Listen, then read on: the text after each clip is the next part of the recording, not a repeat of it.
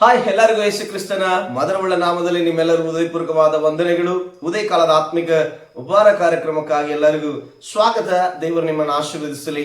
ಈ ಉದಯ ಕಾಲದಲ್ಲಿ ತಂದೆಯಾಗಿರುವ ಕರ್ತನಾದ ಯೇಸು ಕ್ರಿಸ್ತ ನಮಗೆ ಕೊಟ್ಟಂತ ವಾಕ್ಯವನ್ನು ನಾವು ಧ್ಯಾನ ಮಾಡಿಕೊಳ್ಳೋಣ. ಈ ಮುಂಚಾನ ವೇಳೆಯಲ್ಲಿ ದೇವರು ಕೊಟ್ಟಂತ ವಾಕ್ಯ ಸತ್ಯವೇದದಲ್ಲಿರುವಂತ ಯೋಹಾನನ ಸುವಾರ್ತೆ ಎಂಬ ಪುಸ್ತಕ, ಅದರಲ್ಲಿ 11ನೇ ಅಧ್ಯಾಯ 35ನೇ ವಚನದಲ್ಲಿ ವಾಕ್ಯ ನಮಗೆ ಹೀಗೆ ತಿಳಿಸುವಂತದಾಗಿದೆ. ಏನೆಂಬುದಾಗಿ ನೋಡುವಾಗ, ಯೇಸು ಕಣ್ಣೀರು ಬಿಟ್ಟನು. ಯಹೂದ್ಯರು ನೋಡಿ, ಆಹಾ, ಈತನು ಅವನ ಮೇಲೆ ಎಷ್ಟು ಮಮತೆ ಇಟ್ಟಿದ್ದಾನೋ ಅಂದುಕೊಂಡರು.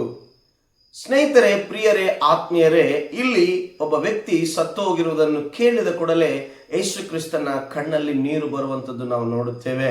ನಿಜವಾಗ್ಲೂ ಅಲ್ಲಿರುವವರೆಲ್ಲರೂ ನೋಡಿ, ಏನಪ್ಪ, ಈ ಮನುಷ್ಯನ ಮೇಲೆ ಇಷ್ಟೊಂದು ಈತನು ಮಮತೆ ಇಟ್ಟಿದ್ದಾನ ಎಂಬುದಾಗಿ. ನಿಜವಾಗ್ಲೂ ಹೇಳುತ್ತೇನೆ, ದೇವರು ಆಗಿರುವ ಯೇಸು ಕ್ರಿಸ್ತನು ನಮ್ಮ ಮೇಲೆ ಇಟ್ಟಿರುವಂತ ಒಂದು ಮಮತೆ ಅಂತ ಇಂಥದ್ದಲ್ಲ. ನಿಜವಾಗ್ಲಿ ನಾವು ಕಣ್ಣೀರಲ್ಲಿರುವಾಗಲೂ ನಮ್ಮ ಜೊತೆಯಲ್ಲಿ ಕಣ್ಣೀರು ಹಾಕುವವನು, ನಾವು ಚಿಂತೆಯಲ್ಲಿರುವಾಗ ನಮ್ಮ ಜೊತೆಯಲ್ಲಿ ಕೂತ್ಕೊಂಡು ಆತನ ಚಿಂತಿಸುವವನು, ನಾವು ನಿಜವಾಗ್ಲಿ ಸಂತೈಸುವಿಕೆ ಇಲ್ಲದಾಗ ಒಬ್ಬ ತಾಯಿಯಂತೆ ಬಂದು ನಮ್ಮನ್ನು ಸಂತೈಸುವವನು, ಸಾಲದ ಬಾಧೆಗಳಿಂದಲೂ ನಿಂದೆ ಅವಮಾನಗಳ ಒಳಗಡೆ ನಾವಿರುವಾಗ ತಂದೆಯಂತೆ ಬಂದು ನಾನಿದ್ದೇನೆ ಮಗನೇ ಎಂಬುದಾಗಿ ನಮಗೆ ಆದರಿಸುವಂತ ತಂದೆಯಾಗಿದ್ದಾನೆ.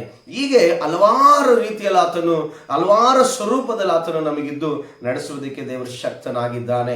ಯಾಕೆಂದ್ರೆ ಆತನು ಯಾರನ್ನು ಪ್ರೀತಿಸ್ತಾನೋ ಅವರ ಮೇಲೆ ಆತನ ಮಮತೆ ಜಾಸ್ತಿ ಆಗಿದೆ. ಆತನನ್ನು ಯಾರು ಹಿಂಬಾಲಿಸುತ್ತಾರೋ, ಯಾರು ಆತನನ್ನು ದೇವರೆಂದು ಒಪ್ಪಿಕೊಂಡು ಆತನನ್ನು ದೇವರೆಂದು ಹೇಳಿ ಆತನ ಕಾರ್ಯಗಳನ್ನು ಹಿಡಿದುಕೊಂಡು ಜೀವಿಸ್ತಾರೋ ಅವರ ಮೇಲೆ ದೇವರ ಮಮತೆ ಇಡುವಂಥವನಾಗಿದ್ದಾನೆ. ಎಂಥ ಮಮತೆ ಅಂದರೆ, ನಿಜವಾಗ್ಲಿ ನಾನು ಹೇಳುತ್ತೇನೆ, ಅಲ್ಲಿ ತಮ್ಮನನ್ನು ಕಳೆದುಕೊಂಡ ಇಬ್ಬರು ಸಹೋದರಿಯರು ಅಂದರೆ ಅಕ್ಕ ತಂಗಿಯರು ಅಲ್ಲಿ ಅಳುತ್ತಿರುವುದನ್ನು ನೋಡ್ರಿ ಅದೇ ಅಧ್ಯಾಯದಲ್ಲಿ ವಚನದಲ್ಲಿ 33ನೇ ವಚನದಲ್ಲಿ ಅವನು ನೋಡುವಾಗ, ಆಕೆ ಗೋಳಾಡುವುದನ್ನು, ಆಕೆಯ ಸಂಗಡ ಬಂದ ಯಹೂದ್ಯರು ಗೋಳಾಡುವುದನ್ನು ಯೇಸು ಕಂಡಾಗ ಆತ್ಮನಲ್ಲಿ ನೊಂದುಕೊಂಡು ತತ್ತರಿಸಿ ಅವನನ್ನು ಎಲ್ಲಿ ಇಟ್ಟಿದ್ದೀರಿ ಎಂದು ಕೇಳಿದನು.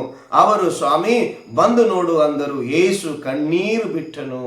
ದೇವರ ಮಕ್ಕಳೇ, ಆತ್ಮೀಯರೇ, ಸ್ನೇಹಿತರೆ, ನಿಜವಾಗ್ಲಿ ನಾನು ಹೇಳುತ್ತೇನೆ, ಇವತ್ತು ನಮ್ಮ ಸೇವೆಯ ವಿಷಯದಲ್ಲಿ ಆಗಿರಲಿ, ನಮ್ಮ ಕುಟುಂಬದ ವಿಷಯದಲ್ಲಿ, ನಮ್ಮ ಅನಾರೋಗ್ಯ ಅಸ್ವಸ್ಥತೆ ವಿಷಯದಲ್ಲಿ, ನಮ್ಮ ಕುಟುಂಬದಲ್ಲಿರುವ ಪ್ರತಿ ಪರಿಸ್ಥಿತಿಗಳ ವಿಷಯದಲ್ಲಿ, ಶಾರೀರಿಕವಾಗಿರುವ ಪ್ರತಿ ಪರಿಸ್ಥಿತಿಗಳಲ್ಲಿ, ಆತ್ಮಿಕವಾದ ಪ್ರತಿ ಪರಿಸ್ಥಿತಿಗಳಲ್ಲಿ ನೀನು ಒಬ್ಬನೇ ಆಗಿಲ್ಲ, ನಿನ್ನ ಜೊತೆಯಲ್ಲಿ ನೀನು ನಂಬಿರುವ ಯೇಸು ಕ್ರಿಸ್ತನಾಗಿದ್ದಾನೆ. ಇವತ್ತು ಯಾರಾದರೂ ನಂಬದೇ ಇರುವವರಿದ್ದರೆ ದಯಮಾಡಿ ಹೇಳುತ್ತೇನೆ, ಯೇಸು ಕ್ರಿಸ್ತನನ್ನು ನಂಬಿ ಆತನು ದೇವರೆಂದು ನೀವು ಅಂಗೀಕರಿಸಿಕೊಂಡ್ರೆ ನಿಮ್ಮ ಚಿಂತೆ, ಬಾಧೆ, ದುಃಖ ಎಲ್ಲಾ ವಿಷಯಗಳಲ್ಲಿ, ಪಾಪ ಬಿಟ್ಟು ಪ್ರತಿಯೊಂದು ವಿಷಯಗಳಲ್ಲಿ ನಿಮ್ಮ ಜೊತೆಯಲ್ಲಿದ್ದು ನಿಮ್ಮನ್ನು ಆಧರಿಸುವ ಶಕ್ತನಾಗಿದ್ದೇನೆ. ಬೈ ಸಪೋಸ್ ಯಾರಾದರೂ ಪಾಪದಲ್ಲಿ ನೀವಿದ್ರೆ ಆ ಪಾಪದಿಂದ ಕೂಡ ಆತನು ಬಿಡಿಸಿ ನಿಮ್ಮನ್ನು ನಡೆಸುವುದಕ್ಕೆ ಆತನು ಶಕ್ತನಾಗಿದ್ದಾನೆ.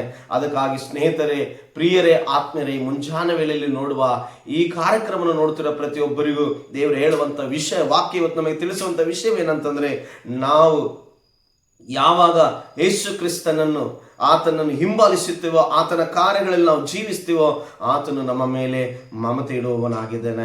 ಆತನ ಮಮತೆ ಎಂಥದಂದ್ರೆ, ಸತ್ತು ಹೋದ ವ್ಯಕ್ತಿಯನ್ನು ಕೂಡ ಬದುಕಿಸುವಂತ ಮಮತೆ.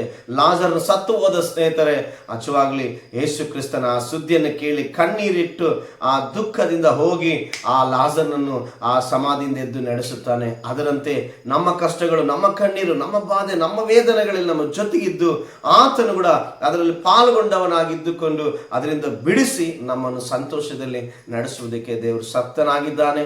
ದೇವರು ನಿಜವಾಗ್ಲಿ ಆತನನ್ನು ಅಂಗೀಕರಿಸಿಕೊಳ್ಳದಿದ್ದರು ನಂಬಿರುವವರೆಲ್ಲರೂ ಕೂಡ ದಯಮಾಡಿ ಹೇಳುತ್ತೇನೆ, ಯಾವ ವಿಷಯದಲ್ಲಿ ಕೂಡ ನೀವು ಒಂಟಿಗರಾಗಿದ್ದೇವೆ ಎಂದು ಯೋಚನೆ ಮಾಡದೆ, ದೇವರು ನನ್ನ ಮೇಲೆ ಮಮತೆ ಇಟ್ಟಿರುವ ದೇವರು ನನ್ನ ಜೊತೆಯಲ್ಲಿ ಎಲ್ಲಾ ವಿಷಯದಲ್ಲಿ ಇದ್ದಾನೆ. ಪಾಪ ಬಿಟ್ಟು ಎಲ್ಲಾ ಕಾರ್ಯಗಳು ನನ್ನ ಜೊತೆಯಲ್ಲಿ ಇದ್ದಾನೆ. ಬೈ ಸಪೋಸ್ ನನ್ನ ಪಾಪದಲ್ಲಿದ್ದು ನನ್ನ ಪಾಪ ಬಿಡಿಸುವುದಕ್ಕೂ ಆತನು ನನ್ನ ಜೊತೆಯಲ್ಲಿ ಇದ್ದಾನೆಂಬುದಾಗಿ ನಂಬಿ ಜೀವಿಸುವುದಾದರೆ ಖಂಡಿತವಾಗಿ ದೇವರು ಸತ್ತು ಹೋದಂಥ ವಿಷಯಗಳನ್ನು ತಿರುಗಿ ಎಬ್ಬಿಸಿ ಆತನು ಆಶೀರ್ವದಿಸುವುದಕ್ಕೆ ಆತನು ಶಕ್ತನಾಗಿದ್ದಾನೆ. ದೇವರು ನಿಮ್ಮನ್ನು ಆಶೀರ್ವದಿಸಲಿ. ಈ ವಾಕ್ಯಗಳನ್ನು ದೇವರು ಆಶೀರ್ವಾದ ಮಾಡಲಿ. ಪ್ರಾರ್ಥಿಸಿಕೊಳ್ಳೋಣ. ಪರಲೋಕದಲ್ಲಿರುವ ಒಳ್ಳೆಯ ತಂದೆ, ಈ ಮುಂಚಾನ ವೇಳೆಯಲ್ಲಿ ಕರ್ತನೆ, ನೀನು ತಿಳಿಸಿದ ವಾಕ್ಯದ ಮೇರೆಗೆ ನೋಡುವ ಪ್ರತಿಯೊಬ್ಬರ ಜೀವನದಲ್ಲಿ ನೀನವರ ಸಂಗಡ ಇದ್ದೆ ಎಂದು, ನೀನವರ ಜೊತೆಯಲ್ಲಿದ್ದೆ ಎಂದು ಅವರನ್ನು ನಂಬಿ ಜೀವಿಸುವುದಕ್ಕೆ ಕೃಪೆ ಮಾಡು. ನಿನ್ನ ನಾಮ ಮಹಿಮೆ ಪಡಿಸಿಕೊಂಡು ನೀನೇ ಮಹಿಮೆ ಒಂದು ಈ ಮುಂಚಾನ ವೇಳೆಯಲ್ಲಿ ನೋಡುವ ಪ್ರತಿಯೊಬ್ಬರ ಕುಟುಂಬಗಳನ್ನು ಏರಳುವ ಆಶೀರ್ವಾದ ಮಾಡು. ಯೇಸು ಕ್ರಿಸ್ತನ ಪರಿಶುದ್ಧರ ನಾಮದಲ್ಲಿ ಪ್ರಾರ್ಥಿಸಿ ಎಲ್ಲವನ್ನು ಹೊಂದಿದ್ದೇನೆ ತಂದೆಯೇ, ಆಮೆನ್. ಎಲ್ಲರಿಗೂ thank you. God bless you. ದೇವರು ನಿಮ್ಮನ್ನು ಆಶೀರ್ವದಿಸಲಿ.